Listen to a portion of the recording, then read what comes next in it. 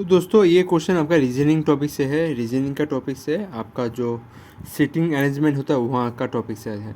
तो ये 3 क्वेश्चन जो देख पा रहे हैं ना, ये 3 क्वेश्चन मैंने किस लिए लाया है? मैंने इसलिए लाया है ताकि इस 3 में थोड़ा कन्फ्यूजन है। इस 3 में आपको कन्फ्यूजन लगेगा। जैसे कि मैं बताता हूँ एक एक करके। जैसे कि कॉमा के बाद डायरेक्ट लिखा गया ORS G sitting to second, ठीक है। ये मैं बस आप ये सुनिए मैं क्या बोल रहा हूँ एक एक करके।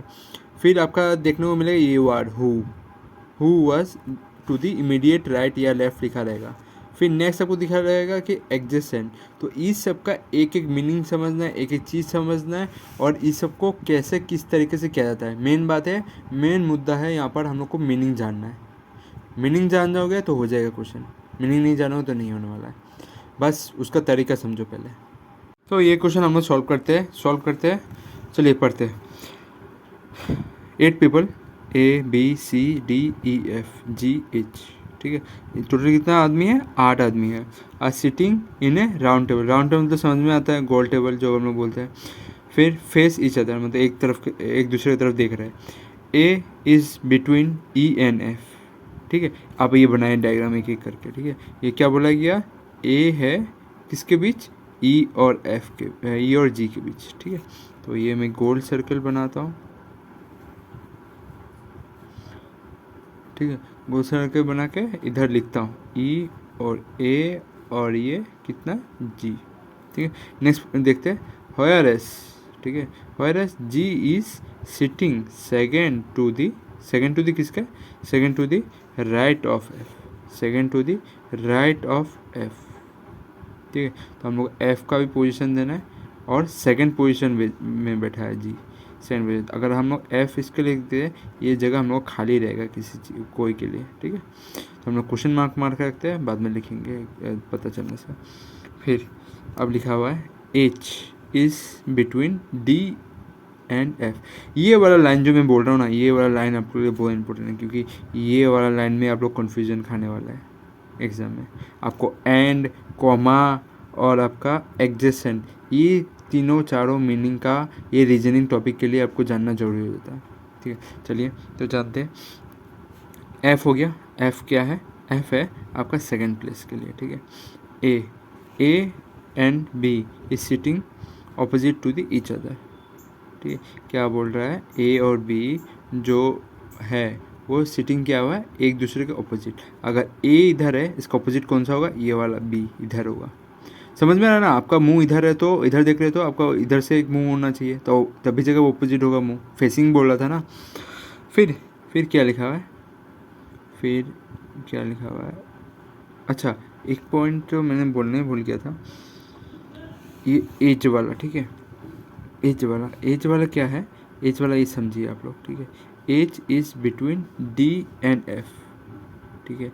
एज इसके बीच है आपका D एंड F के, D एंड B के बीच, ठीक है। इधर हम लोग लिखते हैं एज इसके बीच है D एंड B के बीच, ठीक है। तो हम लोग को ये दिखाना है।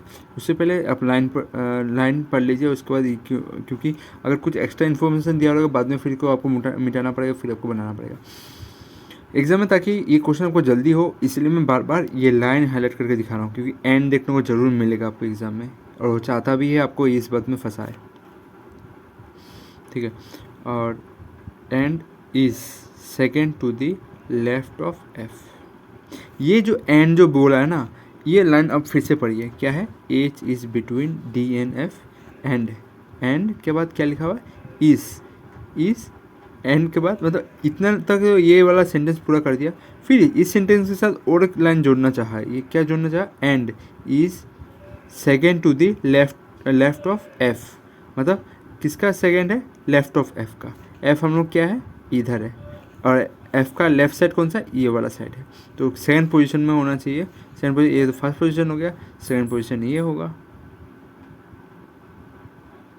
ठीक है। सेकंड पोजीशन ये वाला होगा। तो ये वाला पोजीशन जो है, ये वाला पोजीशन किसके लिए है? ये आपका एज के लिए है, एज के लिए। आपको यही समझना था। एंड जो लाइन बोला ना, ये एंड लाइन किसको कनेक्ट कर रहा है? ये पहला वाला वर्ड को कनेक्ट कर रहा है। इसीलिए मैं बार बार इसमें फोकस दे रहा था। आपको एंड देखने से समझ में आना है, ये इस वाला एज के लिए फोकस कर रहा था, ये वाला एज के लिए, ठीक है, ये वाला एज के लिए फोकस कर रहा था, ना कि ये एंड वाला ये बी और डी के लिए फोकस कर रहा था। नहीं कर रहा था ये वाला। आपको सीधा यही याद रखना है, ये एंड वाला शब्द आपका एज के लिए आपका इंडिकेट कर रहा था। तो यही आप लोग को जानना था इस क्वेश्चन में, क्योंकि यही आपको एग्जाम में गलत करवाने के लिए दिया जाता है। तो अभी ये तो बना लिया, और ये किसके बीच है? डी एच बी, ठीक है। तो हम लोग बी तो मिल गया, एच भी मिल गया, इधर डी लिखिए, ठीक है। अभी कितना हुआ इधर? 1 2 3 4 5 6 7 हुआ ना। ये तो एक क्वेश्चन मार्क था। तो आखिरी कौन बचा है बोलिए? आखिरी आपका शायद सी बचा। सी नहीं वो लिखा है मैंने अभी तक, तो ठीक है। तो ये आखिरी आपका सी हो गया पोजीशन। तो अभी क्वेश्चन में क्या पूछा गया है? Who is sitting between E and H? E और एच के बाद कौन बैठा हुआ है? बीच, उन दोनों के बीच कौन बैठा हुआ है? जैसे कि ई इधर है, एच इधर है, कौन बैठा है मिडिल में? डी। तो आंसर डी इन दोनों के बीच बैठा हुआ है। तो यही आपका आंसर था, यही आपको जानने के लिए मेन मुद्दा था। मैं चाहता था आप लोग को ये जानने के लिए कि एंड जो है, एंड किसको कनेक्ट कर रहा है, कौन सा शब्द को कनेक्ट कर रहा है? एंड ये दो लाइन को कनेक्ट नहीं कर रहा है, ठीक है। एंड ये उसका जो स्टार्टिंग वाला लाइन था उसको कनेक्ट कर रहा है, ठीक है। तो यही जानने के लिए मैंने ये क्वेश्चन लिया।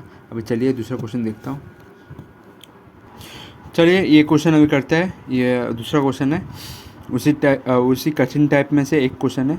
इसमें आपको फोकस रखना है, ये हु वर्ड क्या समझाना चाहता है, यही आपको जानना है। चलिए क्वेश्चन सॉल्व करते हैं और देखते हैं इसमें क्या समझाना चाह रहा है। हु 6 पीपल, जो 6 पीपल है, क्या नाम है उनका? PQRST एंड U, ठीक है। और sitting around a hexagonal table. Hexagonal समझ में आ रहा है ना, जिसका 6 साइड हो, फेसिंग दी सेंटर, ठीक है। वो लोग सब अपने सेंटर की तरफ देख रहे हैं, एक दूसरे की तरफ। जो गोल टेबल होता है ना, उसी तरह का क्वेश्चन है। U was sitting opposite to the P. चलिए हम लोग पहले इसका डायग्राम बनाते हैं, फिर हम लोग करते हैं कि हेक्सागन बनाते हैं। अब यहाँ से करते हैं, क्या करते हैं? चलिए एक एक क्वेश्चन सॉल्व करते हैं, एक एक part. U was sitting opposite to the P, ठीक है। यू जो है वो कहाँ सिट किया है? Opposite to the P. चलिए हम इसको मान लेते हैं, ये इधर यू बैठा है, तो इसका ऑपोजिट क्या होगा? ये साइड हो जाएगा, तो पी, ठीक है। समझ में आ रहा है ना? उसके बाद अभी आ गया सबसे इम्पोर्टेंट जगह। इसमें आपको क्या जानना है? हु वाला पोर्शन किसके ऊपर काम कर रहा है।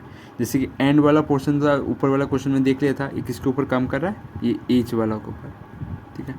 और हु वाला पोर्शन जो देख पा रहे हैं, हु वाला पोर्शन किसके ऊपर काम करेगा? ये पी के ऊपर काम करेगा। ये मैं एरो मार्क देख के रख दे रहा हूँ, क्योंकि आप लोगों को ताकि समझ में आए किसके ऊपर काम कर रहा है। हु वाला आपका नज़दीक के साथ, आपको ये मैं ट्रिक से बोल दे रहा हूँ। हु जैसे याद आएगा तो ये नज़दीक से होगा, ठीक है। और आपका एंड जो होगा वो थोड़ा दूर से होगा, आप याद रखना, ठीक है। जो हु जो होता है ना, हु ऐसे भी याद रख सकते हो। हु जो होता है वो क्या होता है? जब कोई आदमी हम लोग के सामने आ जाता है, हम लोग हु आर यू बोलता है ना, आदमी सामने से आने से हम लोग बोलेंगे हु आर यू।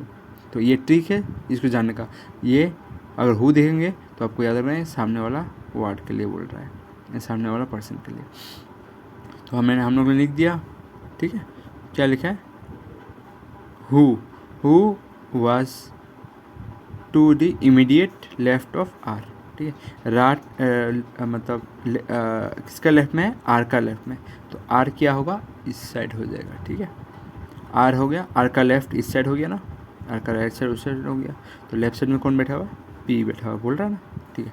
चलिए अब करते हैं। S was sitting to the immediate right of U. S जो सिटिंग क्या है? किसके राइट में? यू का राइट में।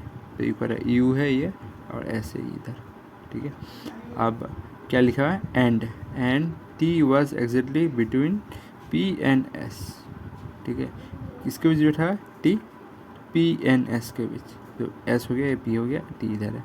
बच गया कौन? बच गया आपका क्यू, ठीक है। क्यू बच गया था, तो क्यू।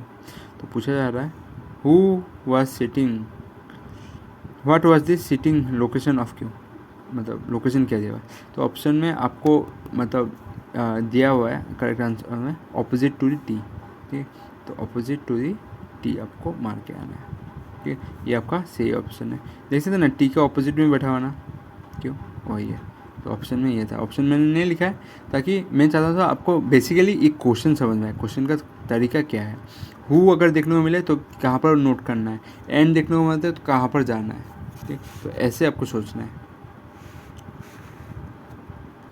तो अभी ये क्वेश्चन देखिए, अभी ये क्वेश्चन थोड़ा कॉम्प्लिकेट है, ध्यान से सुनिएगा मैं क्या बता रहा हूँ इसमें। ठीक है, और इसमें जो एग्जिस्टेंट वाला जो ये वर्ड जो देख पा रहे हैं उसका मीनिंग क्या है, उसका तरीका क्या है, जानिए आप लोग इसमें। तो पहले एक सर्कुलर टेबल बनाना था क्योंकि हर क्वेश्चन में यही आता है। 6 पीपल FGHIJK, ठीक है 6 पीपल है, standing opposite to each other facing toward centre, एक दूसरे की तरफ देख रहे हैं। चलिए अभी शुरू करते हैं। F and G are existent to each other. ठीक है, एग्जिस्टेंट का मतलब समझ में आ रहा है ना, इसके साथ साथ F इधर हो गया, F एंड G, ये क्या होगा, मैंने F को मान लिया कि F का एग्जिस्टेंट है। ठीक है, G ये कौन सा साइड है, लेफ्ट साइड है या राइट साइड है, हम लोग क्वेश्चन में नहीं दिया हुआ है, वो आप लोग को ढूंढना है। इसलिए मैं बस अभी सोच के रख रहा हूँ, सिर्फ F लिखता हूँ। ठीक है, सिर्फ F लिखता हूँ। ये आपका लेफ्ट साइड है राइट साइड है, ये हम लोग आगे देखने से पता चलेगा। बस ये आपको मार्क करके थोड़ा धीरे से G लिख दीजिए ताकि आप लोगों को देखने में सुविधा हो कौन सा छूट गया। फिर क्या लिखा है, F and K are opposite to each other. ठीक है, F and K are opposite to each other, मतलब F का ऑपोजिट कौन है, K है। ठीक है, फिर क्या लिखा हुआ है, H आपका ये तो वर्ड का मीनिंग तो आप लोग समझ गए ना, एडजेसेंट का मतलब समझ गया ना, इसका आस पड़ोस का। ठीक है, चलिए अब ये देखते हैं। F and K are opposite to the each other. ठीक है, ऑपोजिट हो गया, F एंड K ऑपोजिट हो गया। H is opposite to the I। अब H जो है वो ऑपोजिट है किसका, I का। ठीक है, अब हम लोग वो श्योरिटी से चलिए एक पोजीशन दे देते हैं, एक पोजीशन कह देते हैं, ये वाला पोजीशन मान लेते हैं। चलिए ये H है, इसका ऑपोजिट क्या है, I। ठीक है, I हो गया। J is opposite to the G। ठीक है, J is opposite to the G। ठीक है, और हम लोग को G पता नहीं है ये कौन सा साइड है, लेफ्ट साइड है राइट साइड है पता नहीं है, तो हम लोग को ऐसे मार्क करके रखना पड़ेगा, श्योर नहीं है ये। G इस साइड बैठने से तो इधर होगा, अगर G अगर इस साइड बैठे तो इस साइड होगा, तो हम लोग को वही ढूंढना है, वही जानना है क्या किस साइड है। आपका I और H का पोजीशन चेंज हो सकता है, बस आप लोगों को क्वेश्चन पढ़ते जाना तो आपको समझ में आएगा क्या हो रहा है। J and G, J is opposite to the G। ठीक है, तो ये मैंने मार्क करके रखा है। K इज सेकेंड, जो K है is second to the left of H। जो K है वो सेकेंड होगा किसका, लेफ्ट होगा H का। H इधर हो गया, मैंने लिखा है तो मैंने सही पोजीशन है। ठीक है, इसको क्या होता है कि अगर मैं इसको ऐसे भी ना लिखूं, कोई मतलब स्टूडेंट जब पढ़ेगा ना, ये क्या करेगा, वो क्या करेगा, ये H जो लिखा है, ये F तो लिखा है, वो क्या कर देगा, सीधा इधर I के जगह में वो H लिख देगा, फिर ये इधर क्या करेगा, ये आपका H की जगह में I लिख देगा। तो वो आपको क्वेश्चन को पढ़ के आपको जानना पड़ेगा किस साइड होना चाहिए। अभी जैसे देख सकते हैं ना, अगर क्या लिखा हुआ है, K is second to the left of H, जो K है वो किसका होना चाहिए, लेफ्ट में, ये लेफ्ट में होना चाहिए H का। H तो इधर है, H का ये राइट में हो गया। ठीक है, H का ये राइट में हो गया, तो हम लोग को ये नहीं चाहिए ना, हम लोग को किसका चाहिए, H का लेफ्ट में चाहिए कि। ठीक है, तो ये हम लोग गलती हो गया, तो ये पोजीशन चेंज करके इसको इधर लाओ और इसको उधर जाने दो, तो तभी होगा। तो ये हम लोग का ये लिखना तरीका सही हुआ। तो ये क्वेश्चन पढ़ने से आगे समझ में आता है हम लोग को, हो गया। अब हम लोग को क्या देखना था, ये सेकंड पोजीशन में था ना, सेकंड पोजीशन, तो इधर में कोई एक बंदा होगा। ठीक है, कोई बंदा, वही हम लोग को जानना है कौन है। Who is standing between F and I। ठीक है, तो ये बंदा कौन होगा, आपका J ही होगा। और J का ऑपोजिट क्या दिया हुआ था, हम लोगों ने पढ़ा था ना, J is opposite to G, तो G इधर ही होगा। हम लोग एक आदमी को पूछना क्योंकि इधर आदमी हो चुका है और इधर का भी कुछ हो चुका है। ठीक है, एक तो कन्फर्म है, ये दोनों साइड में से कोई एक G होगा, तो इधर कोई बंदा होगा। तो ये ऑपोजिट है। अभी क्या फाइंड करने वाला था, who is standing between F and I, F और आई के बीच कौन है, जी है, तो आंसर हो जाएगा जी। ठीक है, तो यही आप लोग को जानना था क्या था। ये क्वेश्चन सारे जो है ना, मैंने आप लोग का वर्ड का मीनिंग समझाने का ज़्यादा ध्यान दिया, और क्वेश्चन कैसे सॉल्व करना है उसका तरीका होता है बहुत कुछ। आपको एक लाइन पढ़ के समझ में नहीं आना, आपको 2-3 लाइन पढ़ने से तब वो क्लियर होने वाला है। जैसे कि ये सारे देख सकते हो, हुका क्या होता है, वो नज़दीक वाला ऑप्शन पर्सन के सामने रहता है, और आपका एन का कौन सा होता है, वो दूर वाला जो पहले स्टार्टिंग में बोला गया था उसके लिए बोला जाता है। तो ये सारे क्वेश्चन मैंने आप लोग का डिफरेंस समझाने के लिए लिया था एक एक वर्ड का। चलिए ठीक है, मेरा नाम शुभम, आपका दिन शुभ हो।